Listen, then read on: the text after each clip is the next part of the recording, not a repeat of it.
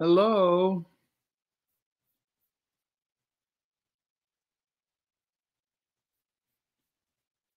Today we are continuing with our conversation about Mandukya Upanishad and the discussion from our friend Swami Rama about those 12 verses. And we've completed the something like 25 pages introduction. If you haven't looked at that, very well worth going and looking at that again or listening again to our reviews of it. Went through a couple sessions to do it. And then last time we were together, we did verse 1. So just to get us grounded there. Hi, Leela. Just to get us grounded in where we are with verse 2. Briefly, this is just the translation of the sutra, the verses itself in chapter 1. Hari Om.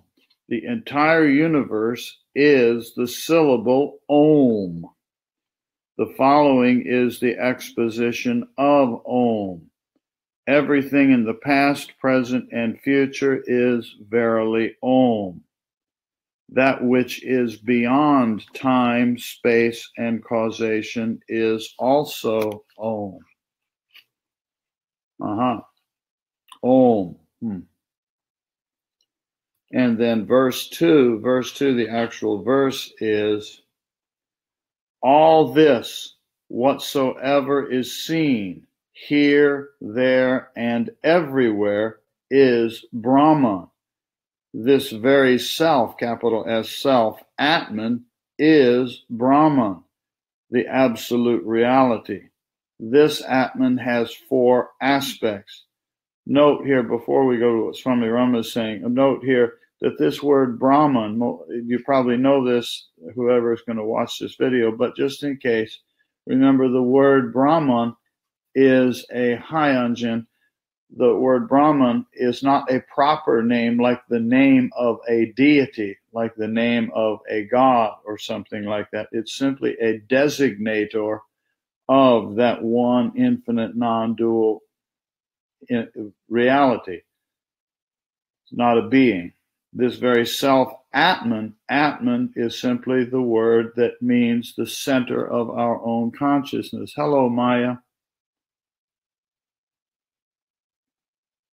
And it's pointing out here that when you and I go to the center of consciousness deep within ourselves, and we go uncover that Atman, that spark of pure consciousness that is the core of me, that it actually is one with Brahman. And then the last part of this verse says this Atman has 4 aspects. So it's talking about the Atman that is me as the center of consciousness, the core of our being.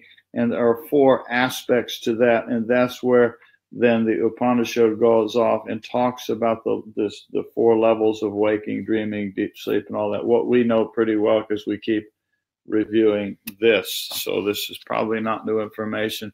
This is probably a review for a lot of us. So there's 1 of them, there's 2 of them, there's 3 of them, and there's the 4th. And so anyway. And this is pretty short, but so this will be a short time today. I'm trying to break these up into chunks so we can look at it a little piece at a time with the 12 verses and what Swamiji has to tell us about it. All that is Brahman, the supreme consciousness. The essential nature of the individual self, Atman, is Brahman, the universal self. I am that. So on our journey inward, why do we not just immediately say, well, I'm seeking Brahman? Well, we are seeking Brahman. We are seeking to know that infinite reality. We are. But first and foremost, what we're doing is trying to seek the direct experience by setting aside all of our false identities.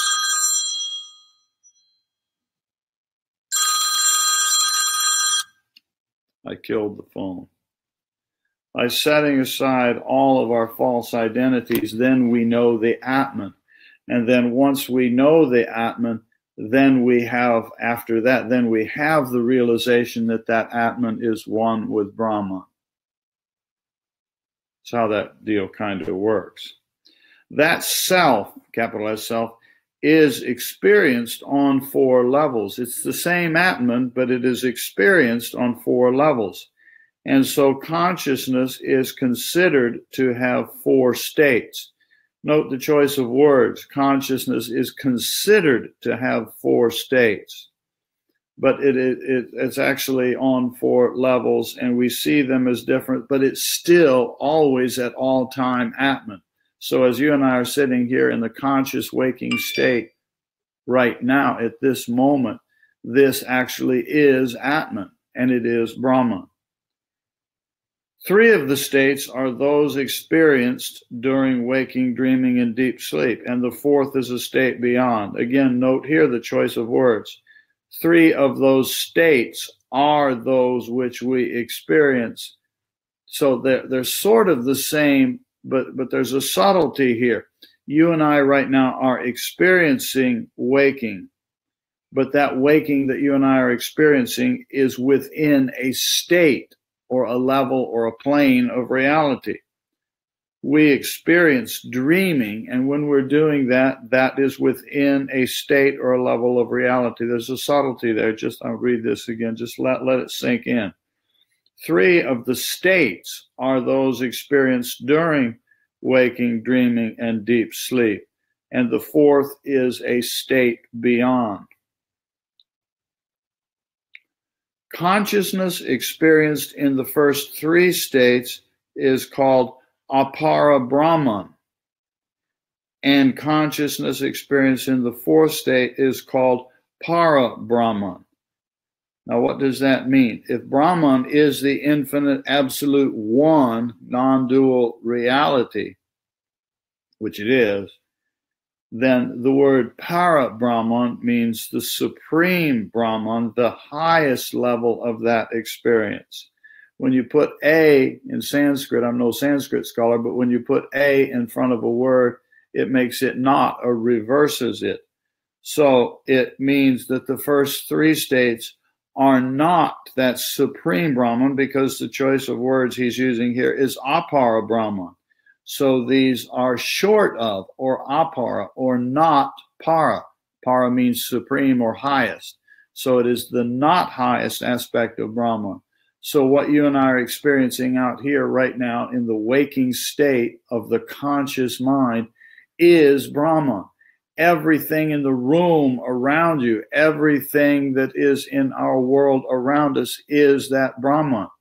But the usage of this word Apara Brahman allows us to see that, oh, well, okay, I experience it out here as furniture in the room and an ama tree in the office and all this.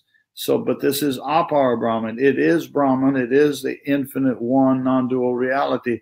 But we experience it in words. Remember, words are very clumsy here. Hi, Johnny. Hi, Scott. Words are very clumsy. This is the Apara level of Brahman. It is Brahman, but we don't see it. We don't experience it as such because we are experiencing it in its more external form. And again, the words are clumsy. So we have Apara Brahman. I'll read the sentence again and you'll understand it. Consciousness experienced in the first 3 states is called Apara Brahman, and consciousness experienced in the 4th state is called Para Brahman. Now he's going to mention those levels. Now, the coming sutras talk one at a time about these levels, but here he's just summarizing them. Vaishvanara, Tejasa, and Prajna are the states of consciousness, waking, dreaming, and sleeping, and the 4th state is the supreme one called Turiya. Another fine point in this sentence structure that Swamiji used here. Says Vaishvanara, Taijasa, and Prajna are the states of consciousness, big dash, waking, dreaming, and deep sleep. Well, the names of those states of consciousness or those levels are Vaishvanara, Tejas, and Prajna. but the states of consciousness that you and I experience when we are in those levels or planes of reality, those are called waking, dreaming, and sleeping. Now, he doesn't say it here, but the Sanskrit for those is Jagrat, Swapnu, and Sushupti, which is not terribly important. But again, the point there, the reason I'm pausing is to say that you and I experience waking, we experience dreaming, and we experience sleeping. And we do so when we are visiting those three levels called Vaishnara, Tejasa, and Prajna. So sometimes in the morning, you know, when it's breakfast time, Matri will walk in and say to me, "Welcome to Vaishnara," or if she thinks I've fallen asleep on the floor taking a little nap and I open my eyes, she'll say, "Welcome back to Vaishnara." It means, it sort of means something like we went somewhere and we came back. So there is a plane of reality, a location. It's like going from the city you live in and going to another city. So these three words are a little bit like cities, Vaishnara, Tejasa, and Prajna. And elsewhere in our conversation, we talked about the word Tripura, which is a tantric rendering of this process. And Pura means city. So Tri is three. So there are three cities called Vaishnara, Tejasa, and Prajna. And then there's the one that dwells in those three cities. So again, this sentence, Vaishnara, Tejasa, and Prajna are the states of consciousness, waking, dreaming, and sleeping. And the fourth is the supreme one called Turiya. And in that fourth state, in a sense, it's not, in some sense, it's not even a state or a level, because it's beyond states and levels. It is the one absolute non-dual Advaita reality. And it's called Turiya, the fourth, because you have Vaishnara, Tejasa, Prajna, that's three, and the fourth, 1, 2, 3, 4, the fourth one is Turiya. The experience, this is important, this sentence is very, very practical. It's one of the ways that you and I can play with this stuff that we're studying here that is not mere philosophy. We can do this every day, literally every day, without setting aside any extra time in your day. The experience of waking merges into dreaming. Dreaming merges into deep sleep, and ultimately deep sleep merges into Turiya.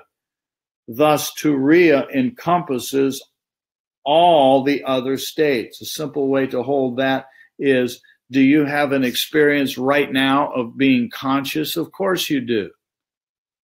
When you are having a dream, now you may not be able to ponder this while you're in the middle of the dream. You're busy having fun or being chased by the bad guy or something in the middle of the dream.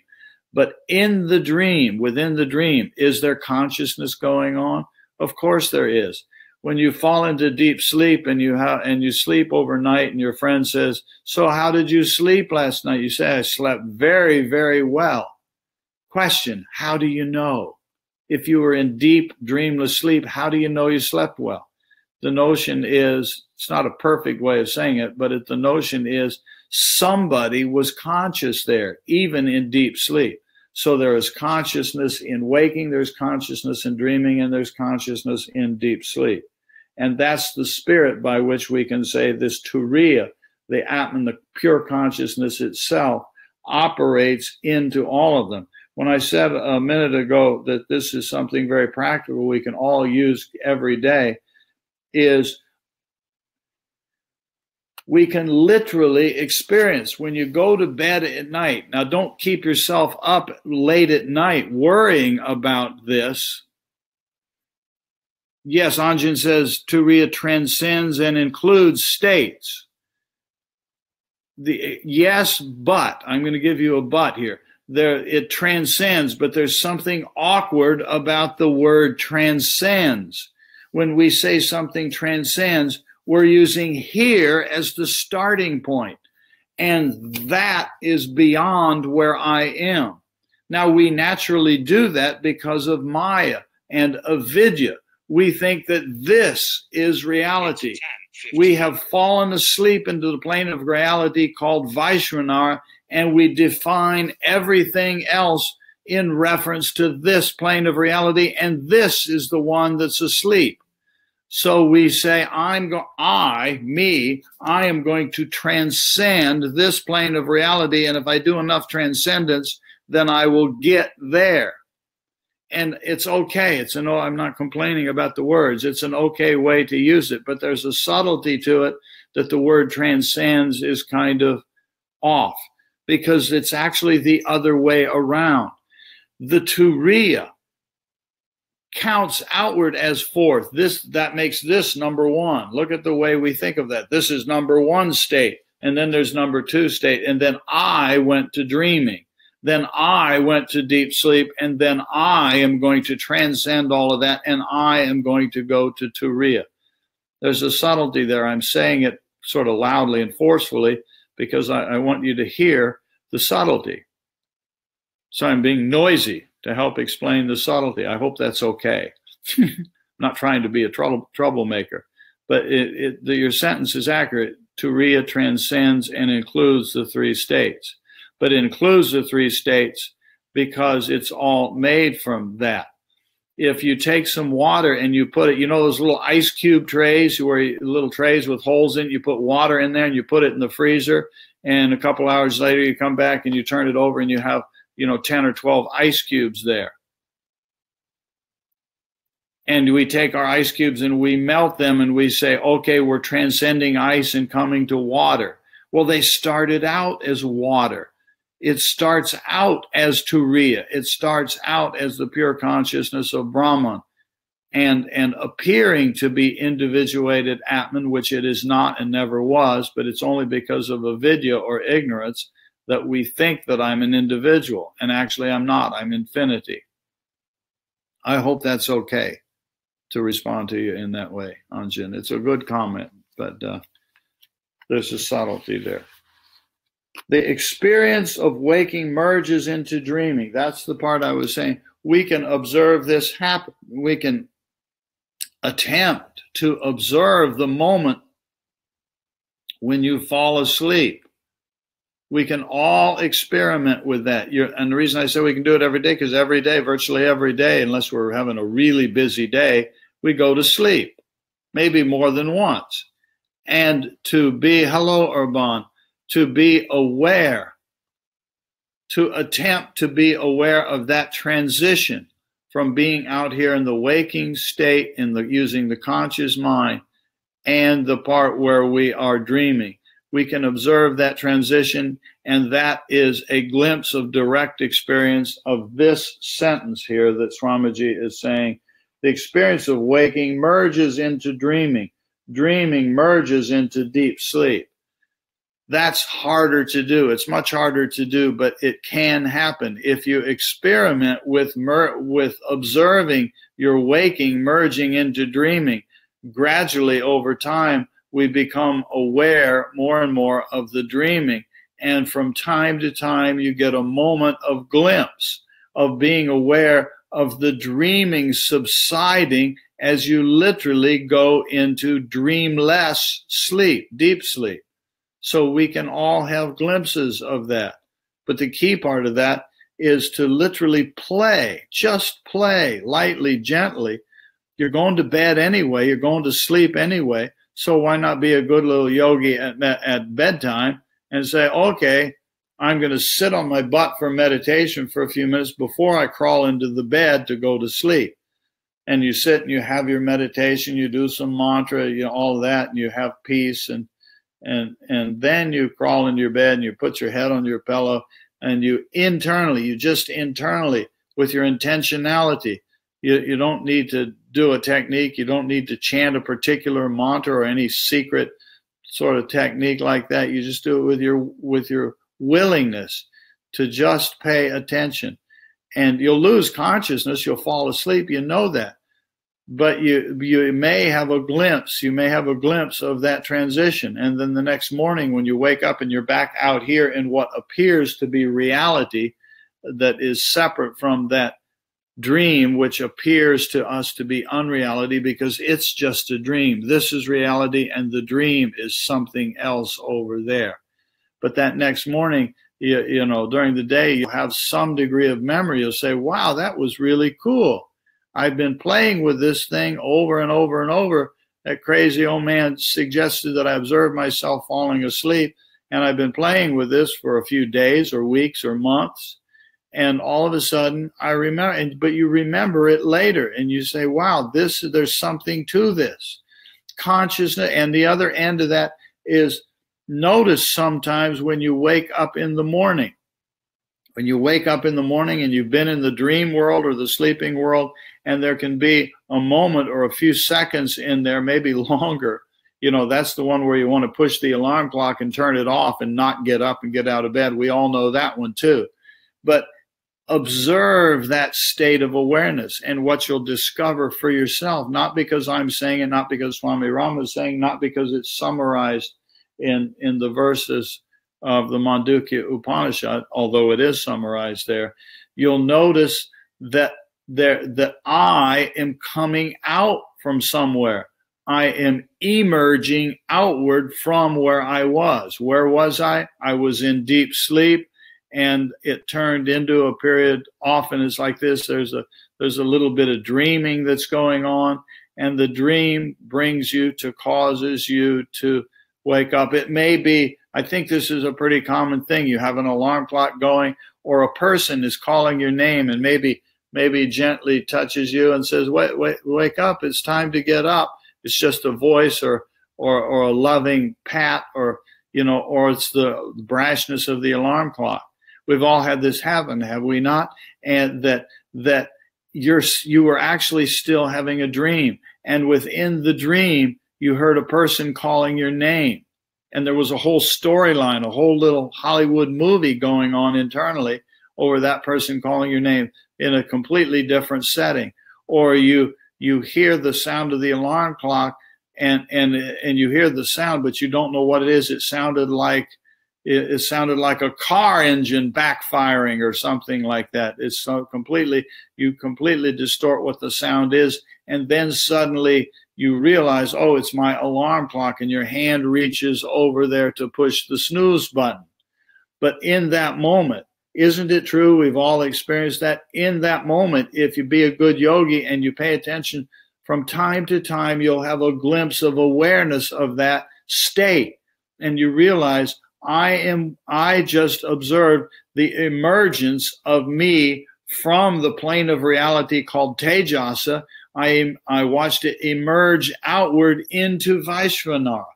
So at the end of the day, when you go to bed, you're gaining some glimpses of what it's like to go from Vaishvanara receding inward to Tejasa. And then tomorrow morning, from time to time, you have a glimpse of what it's like to go from the state or plane of reality called Tejasa, and you emerge outward.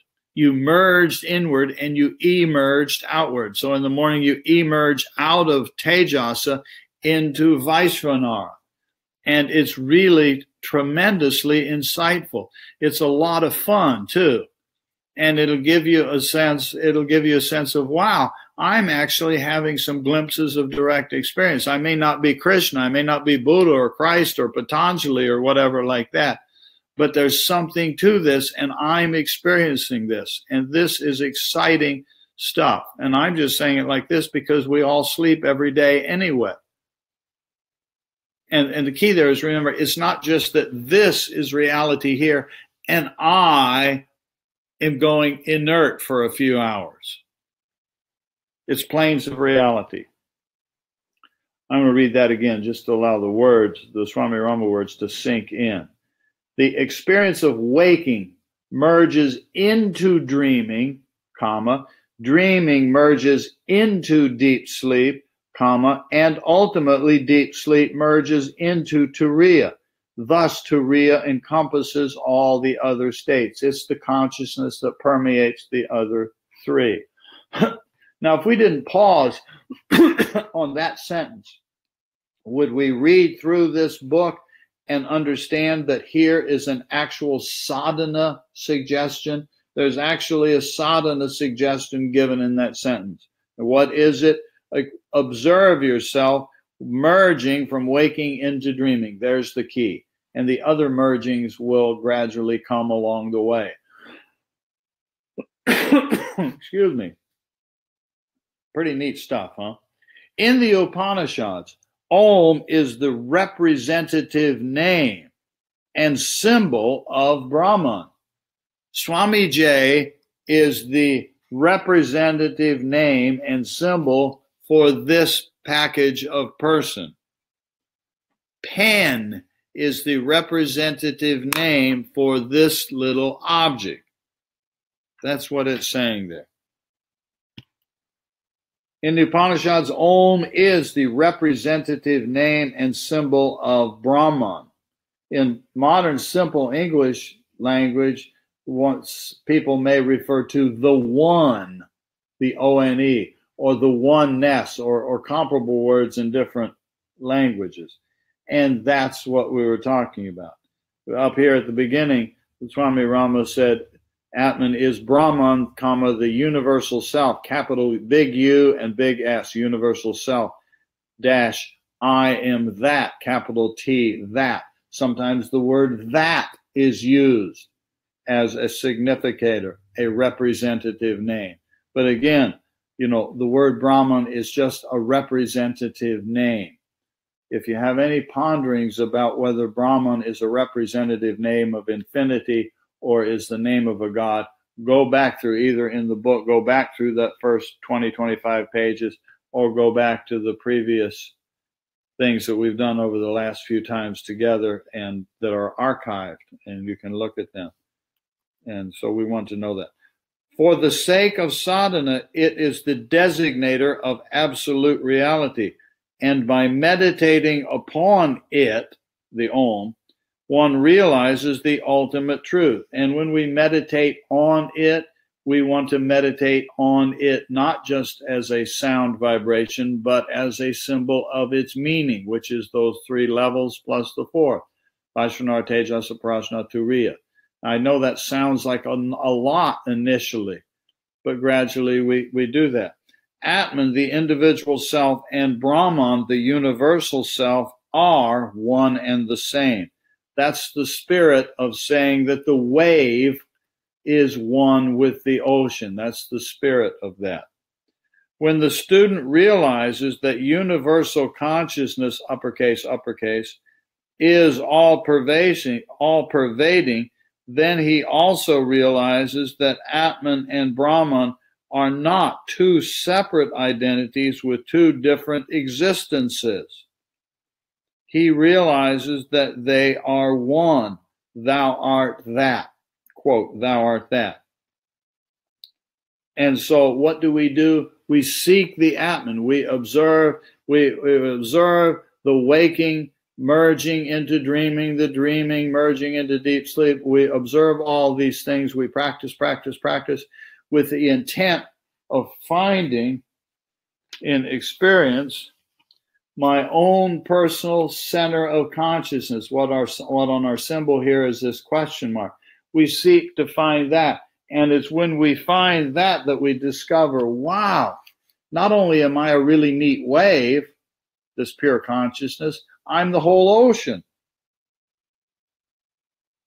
Brahman, when the individual self realizes that it is essentially Brahman, it gets freedom from the bondage of the vehicle called the unconscious mind.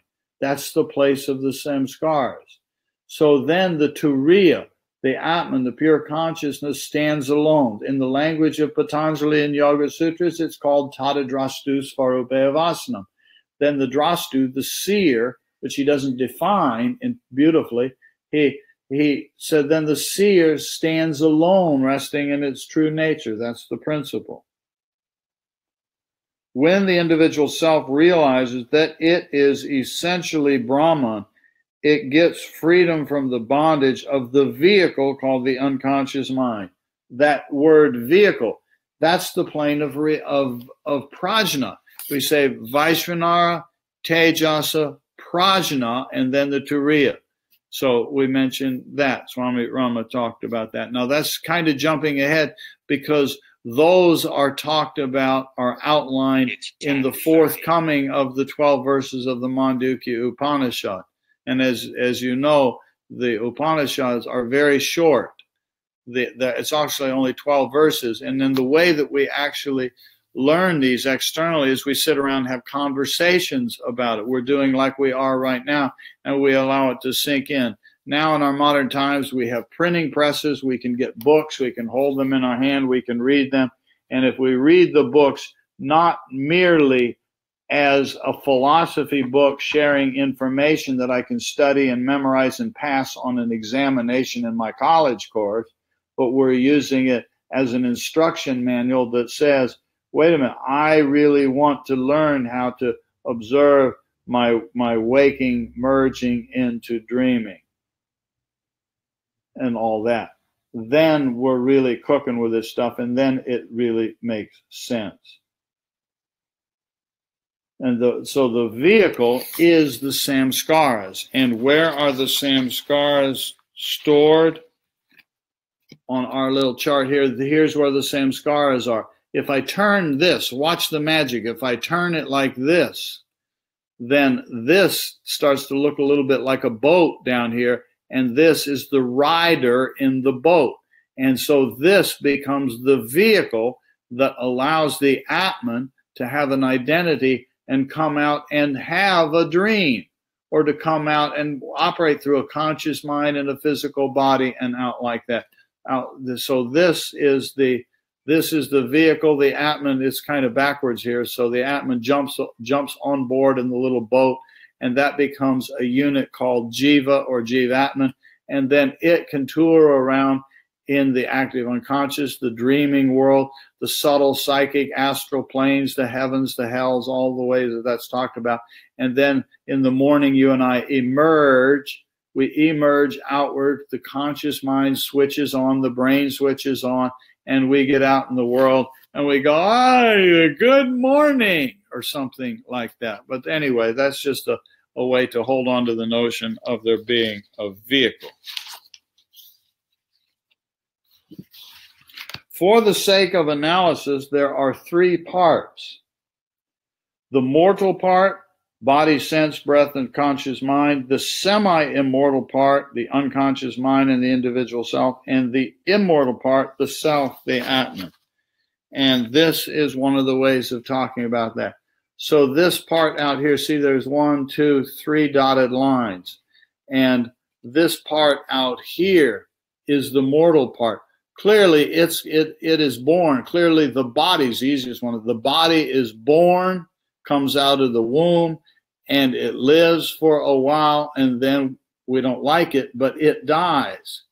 And it has along with it a conscious mind. Hello, June. Hi, Aranka. And so this dies, and the physical breath retreats. Now, very commonly in modern yoga languages, we talk about pranayama, prana, the regulation of prana, as being the mechanics of working, only the mechanics of working with the lung and the gross level of breath. And here we would want to call this prana. The actual meaning of the prana is the prana emerges out of the Atman, and hence, and this plane here is called prajna. The prajna, the supreme level of knowledge. Jhana is knowing. So prana, the energy, emerges outward. And so this part out here is what I'm going to read the sentence again. Don't worry. This out here is the mortal part. This back here is the immortal part. The Atman was never born and never dies. All of this chunk in the middle, the samskaras and the dreams, the processing, this Swamiji refers to as being, what's he called, semi-mortal or semi-immortal, either way you look at it. And semi, it's not a perfect way of saying, but it's kind of neat. It's not eternal. It is not eternal. It's subject to change. So you and I have personal characteristics that are samskaras. They gradually change over time. So, but it's very slow. It's not totally immortal, but compared to the body, it lasts much longer. It lasts much longer. And so that's the spirit of it. So this is the idea of this is mortal. Clearly, this is mortal. This comes from somewhere and it goes away at the end in the body. The Western Bible says ashes to ashes, dust to dust, and it goes back to where it came from. And so this middle ground, all of this in here, compared to this lasts much longer than this does, but it doesn't. This is eternal. It was never born and never dies. And so this middle chunk, we can call it semi-immortal, or we can call it semi-mortal. Both terms work. I hope that makes sense. It's a useful but very subtle point. Here you go. I'm going to read it again. Now you can let it sink in and do with it what you want. Change it if you want. Use your own metaphors. For the sake of analysis, there are three parts, the mortal part, which is the body, senses, breath, and conscious mind.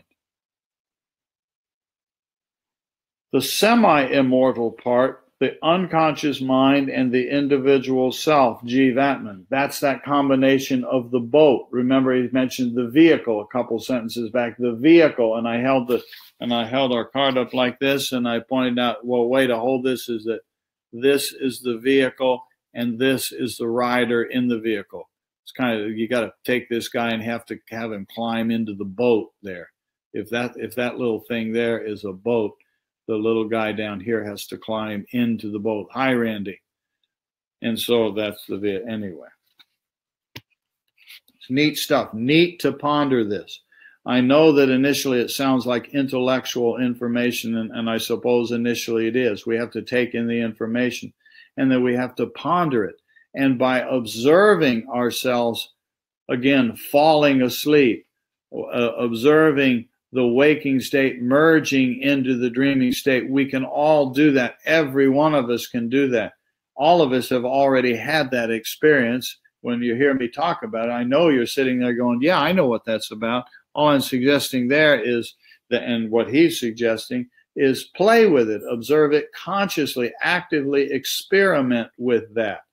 You see that happen around here. And so Maitreya's down and said, well, I wonder if she fell asleep or if she went to Tejasa, and all of a sudden a little part of her will quiver and a finger will point or an eye will blink at me and she said, I'm here, And so this is the experimentation of drifting between Vaishvanara and Tejasa. Very, very useful thing to do. And as we do that, there's an expansion of insight that occurs, and you realize, wait a minute, this whole thing seems to be right. Maybe these characters that wrote these Upanishads and all, maybe these yogis knew something. Maybe they're right. For the sake of analysis, I'm going to do it again. There are three parts: the mortal part, body, senses, breath, and conscious mind; the semi-immortal part, the unconscious mind and the individual self, the Jivatman; and the immortal part, the self, the Atman standing alone. And of course, that is our friendly question mark on this. That's the immortal part. This is not immortal. The boat, the vehicle, the samskars, it's not immortal. It seems like our identities that are causing pain and suffering out here, I know this, it seems like they're going to last forever. We have pain in the body and the mind and brain and all that, and it just seems like an eternity. It seems like it's going to last forever. Parents know this with their children. They see their child suffer, and the child believes it's never going to end. And you say, "Well, it's just so and so. It's just a nightmare. It's just a dream. It'll be okay." Or the child has a cold, and you know that the child's going to live through this cold and it's going to be okay. But the child thinks it's going to last forever. And so then the child moves through it. But the same is true of all of this. After death,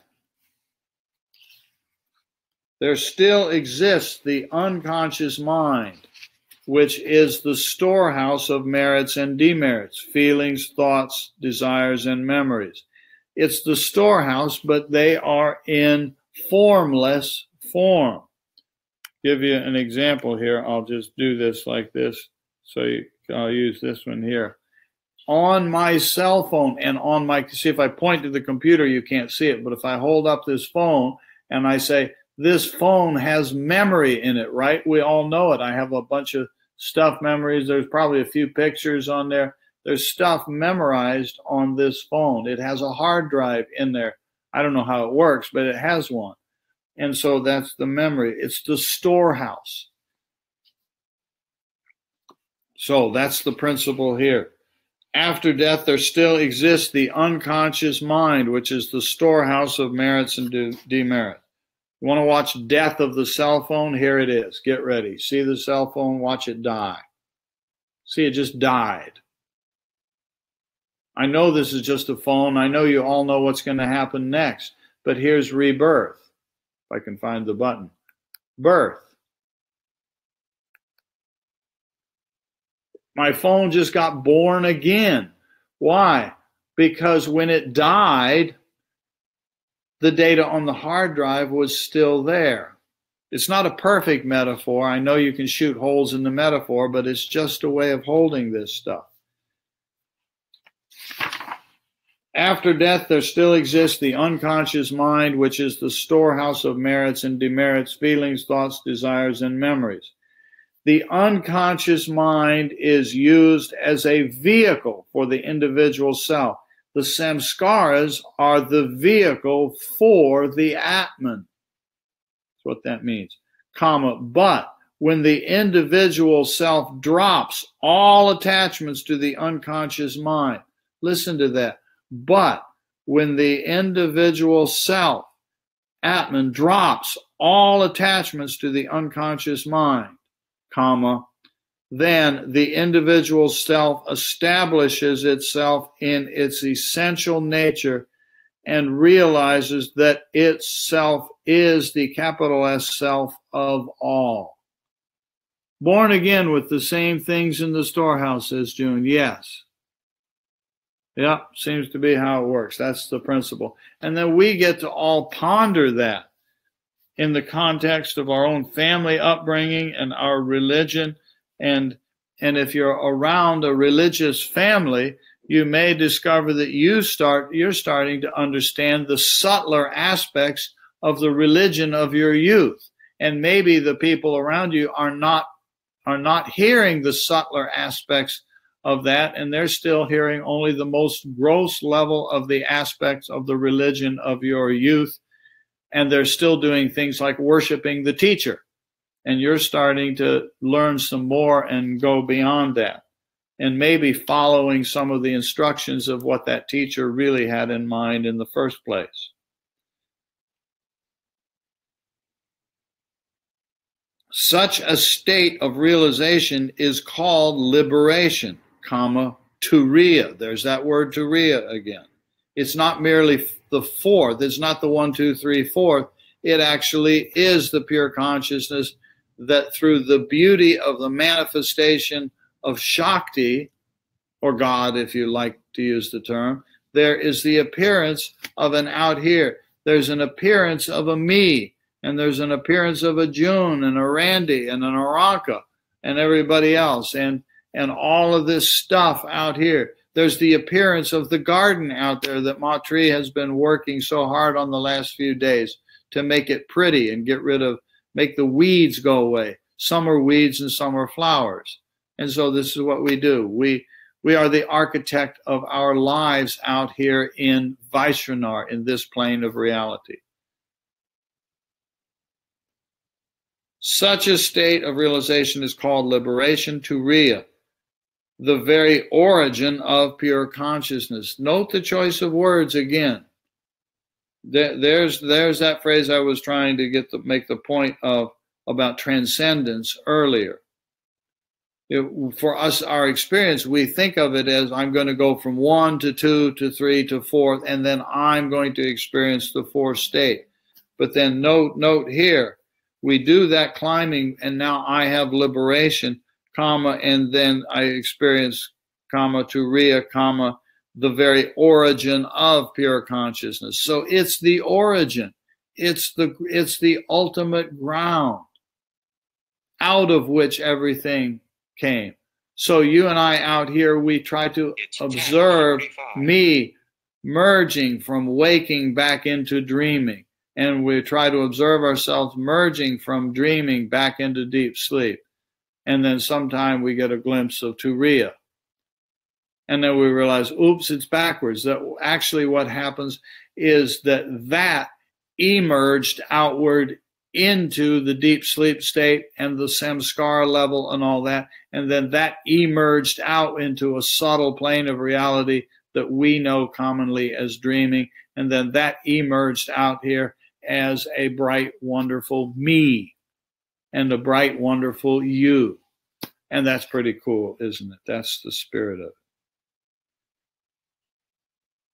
The three states of consciousness other than Turiya are actually that which is experienced by the individual self on three levels. So those three levels emerging out the outward, the prajna level and all of what's going on there, and the tejasa level and all of its activity, and the Vaishnara and all of this vast world out here, all of that is experienced by the Atman, the individual, and it's experienced on those three levels. The realization of the oneness of Atman and Brahman removes ignorance or Maya or avidya, that which does not exist but seems to be existent. If I hold this, here's a simple way of looking. Here's the book. You see there's ink on paper. If I look, my eyes fall on this word here is Atman, and my eyes fall on this word just beside it that says Brahman. There's an and in the middle. So Atman is a separate word from Brahman. But notice the magic. You don't have to see this very well, but notice the magic. With the child's mind, notice the magic that there is the word Atman and there is the word Brahman, and we can talk about the difference in the meaning of those two words. But they are both made of ink. All it is ink. That all that's on this piece of paper, on this page, is ink. It appears to be a whole bunch of different words.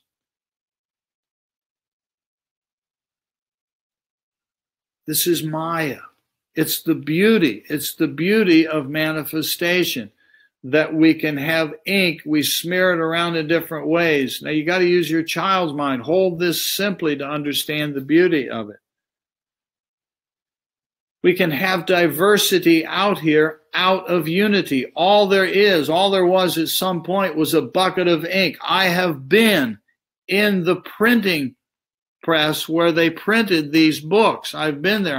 I've watched the machine printing off these pages. I have spent time on the cutting machine. It's one of the places I used to work there. It is the cutting machine that would take and cut off the raw edges of the book. We published these books, and the ink came in big containers of ink. And all that happened in the printing press is it got spread around on this page. I might have literally seen this book printed, the one I'm holding in my hand. I don't know. I don't recall exactly which ones I actually watched printed, but it might have been literally this book. So it's all Maya. It's illusion.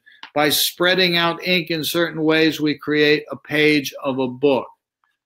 And I know that that's a trivial comment in some sense. But hold the notion here. The realization of oneness of Atman and Brahman removes ignorance or Maya, that which does not exist, but seems to exist. What's the point I'm making? Is that the words on this page seem to exist. In fact, all that's there is ink. If it wasn't arranged, if its molecular structure was not arranged in this kind of way, I couldn't read it. There would be nothing to read. It would just be a big splotch of black ink on the page. But you arrange it in a certain way, it appears to have meaning. And I understand it does in a sense. But what I'm asking you to do, whenever if you hear what I'm saying, you'll never pick up a book the same way again, or a newspaper or a magazine. You'll realize, wait a minute, I'm looking at this thing, and isn't this absolutely incredibly beautiful? The fact that there is somehow knowledge contained in the arrangement of ink molecules. This is Maya. This is the drama. This is the beauty of manifestation. Maya has no existence of its own, just as darkness has no existence. For lack of light, one experiences darkness, and for lack of knowledge, one remains ignorant. When an aspirant removes the veils of ignorance, how? By being aware of the higher dimensions of consciousness. I'm going to read that again. There's a comma coming. When the aspirant removes the veils of ignorance by being aware of the higher dimensions of consciousness, then he understands that the universe is a grand illusion and that reality is a four-state turiya. And in my ink metaphor, it's moving beyond the ignorance and realizing, wow, ink, wow. The whole book is nothing but ink. I hope that's fun. When the light of knowledge dawns and the aspirant attains the fourth state, he realizes that the individual Atman and the universal Brahman are one and the same. Doesn't realize it ahead of time. This is why you and I mostly, you don't initially sit there and say, no, we do this. We say it because we're smart, we're intelligent, we understand that we're going towards the realization of Brahman. But the thing that we first set our sights on is the turiya. Let me awaken. If you're going to say a prayer, say, please, Lord, somebody, whoever's listening out there, help me awaken to the Atman. And then the bonus is when we awaken to the Atman, that then we will realize the Brahman. That's the beauty of it. So ask to see when many years ago, somebody told me early on in my hanging around people like this, somebody said, watch out for that Swami Rama, because one of these days he's going to ask you what you want. And you better be ready to give him an answer. And I know people who said, I wanted to make money. They made a lot of money. I want a good spouse and a family. They got a good spouse and a good family. One guy wanted to be the prime minister of his country. Guess what? He became prime minister of his country. I'm not making a claim about how that happened. But somebody told me, be careful what you ask for, because one day he's going to ask you. And so this short version of the story, I went through Sarah, a lot of pondering over this. And one day I actually was reading something about an Upanishad or something, and it was this notion, basically, I didn't know the word Vaishnav at the time, but the notion that out here is fallen asleep. We have fallen asleep. And I realized, wait a minute, this is a pretty common language term. We say, I want spiritual awakening. Well, if what we say we want is awakening, then by definition, we have fallen asleep.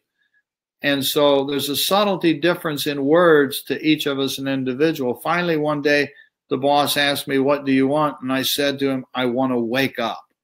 I didn't say I want awakening. That sounded, I don't know why, but the way it came to me, I said, I want to wake up. And that's the notion of this sentence. When the light of knowledge dawns and the aspirant attains the fourth state, he realizes that the individual Atman and the universal Brahman are one and the same. Didn't start out by realizing they were one and the same. That happened when the light of knowledge dawned.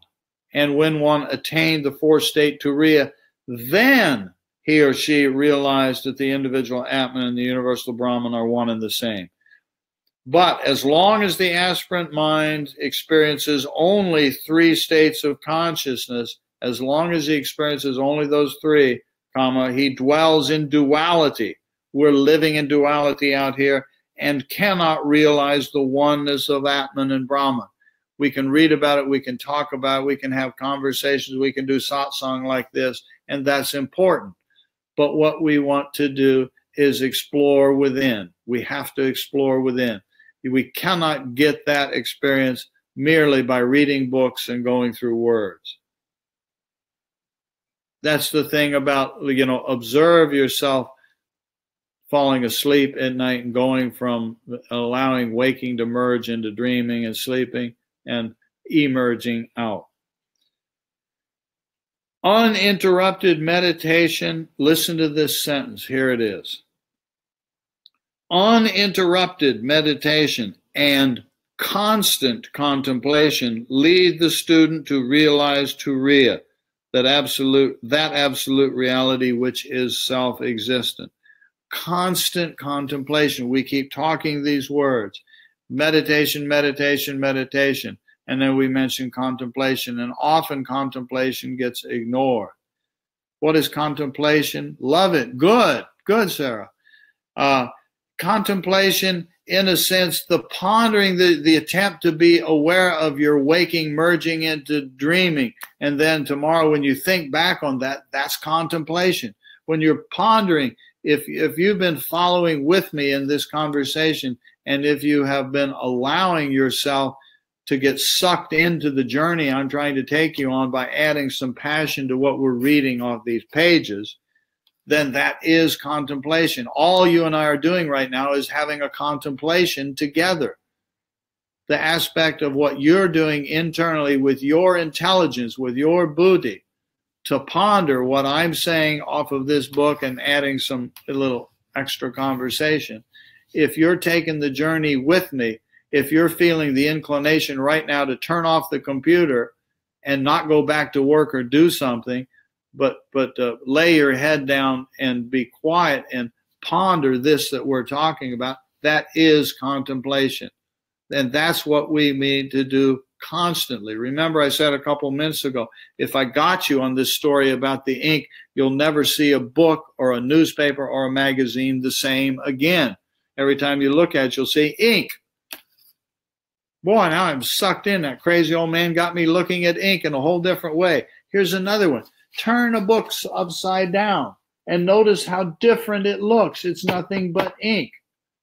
Go pick up a book that's written in a language you can't read and just look at the page and notice with amazement, just absolute amazement, how the ink is spread around on that page, and I have no idea what it says.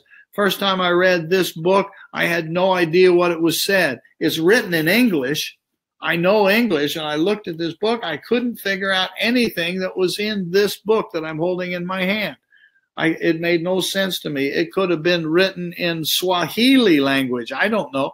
I had no idea what it says. Now it makes perfect sense to me. It all makes sense to me. And so, I hope I got to you on the ink thing.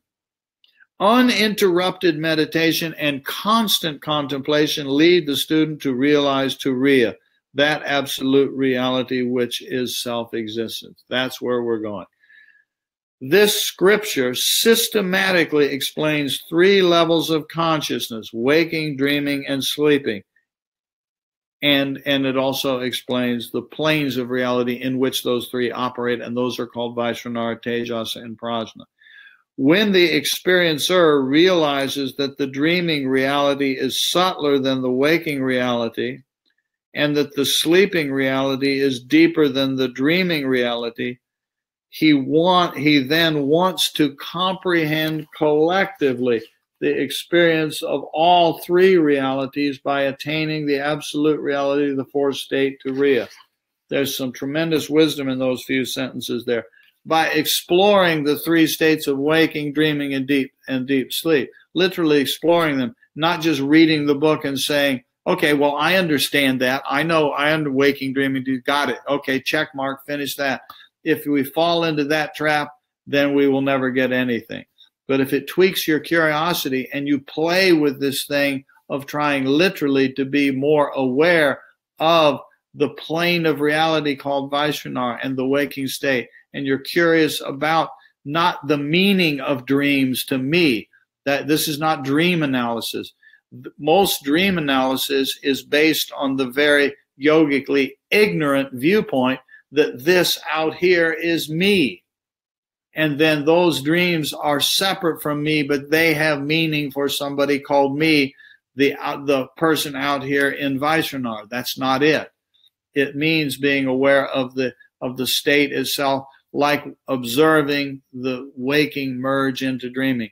By playing with those 3, he then wants to comprehend collectively the experience of all 3. And that literally happens. The more you hang out with trying to understand those 3, the desire to know the fourth will increase. It's just how this works. It gets richer and richer and richer.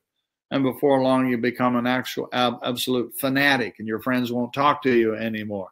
Why? Because you're seeking the fourth state, Turiya, Atman, self-realization. And I'm just teasing when I said your friends won't talk to you. But the friends that you have right now, those of you hanging out together with us, you know, that's pretty cool. It's a neat journey, isn't it? When the experiencer realizes that the dreaming reality is subtler than the waking reality, and that the sleeping reality is deeper than the dreaming reality, he then wants to comprehend collectively the experience of all three realities by attaining the absolute reality, the fourth state, Turiya. And that's the end of our journey today. Got it all? And so next time we do this, we'll go to verse 3. That's only verse 2. Pretty good stuff, isn't it? So this book, you see this book, this particular one, we have several of them around. This one has fallen apart. The binding fell apart. And so, anyway, there we go. To be continued. Thank you for visiting and playing. Wow. A Monday morning. And all of you here hanging out together with me. How sweet that is. Very nice. Thank you for playing. Enjoy your constant contemplation. Constant contemplation. Right in the middle of life. I understand that it's so tempting to think, I wish I had more time. I wish I had more time, then I could do more practice. We don't need more time. We really, really don't need more time. We need to do this right in the middle of what we're doing in life. That's the way you do this. That's it. Please do that. Do it right now. If you got to get up from whatever you're doing right now, hanging out with me, if you got to get up and go do something else, go do it. But do it with contemplation running in the background or the foreground. Please. Okay? And remember, it's all about Om. And Om is not only something that we get around with a bunch of friends and sit around and sing and chant Om, Om with music and harmoniums going and all that kind of stuff. Those are fun things to do. But it's the meaning of it that's with us right now. It's the ink that's on the page in front of you. It's the black letters that are on the screen of your computer in front of you. If you're not working with paper and you're looking on a screen, I know it's not ink, but it's the little light emblems of photons or something, however the screen of a computer works. I mean, I can look there and I can say, oh, Meridel, Scott, hi, Anjan, Jeff, because I see your names there. But those are little blue ink colored things, and there's Scott and June and Sarah and Randy, and so Aranka and Orban and Johnny and Scott. But what am I really looking at? I'm looking at little colored light things that are on the screen. And in walks this blob of something or other over here. Here comes a blob. Come here, blob. Come here, blob. I found a blob. Come here and sit with me for a moment, blob. I found this blob of Brahman. This wobble blob of Brahman. I'm a wave of bliss. Came and sat beside me. She is a wave of bliss. And so are you. In an ocean of bliss. Yes. I'm one with the ocean. I am the ocean. I am the ocean. Thank you for visiting, Gita. I'll look at the whole comment there in a little bit. Okay, bye-bye all. Constant contemplation, okay? That's the key to all of this stuff. And if you think about it like this, if you're doing constant contemplation, Then when it comes later to that time of day to sit down and meditate, it will be so easy, so natural. She says, I just want to sit here and be quiet. Why? Because I've been contemplating all day long while I've been doing all of that other stuff. She's been in there working on her computer and was out doing garden. We went for a walk and all of this activity. And now there's nothing left to do other than sit here and go within. And that's called meditation. And the whole rest of life, pretty nice blob, huh? Yeah, says Scott. Scott says you're a pretty nice blob. Likewise. So, bye-bye all. See you later. Om. Tat Sat. Om. Remember, that's the subject of what we're talking about is Om. Om.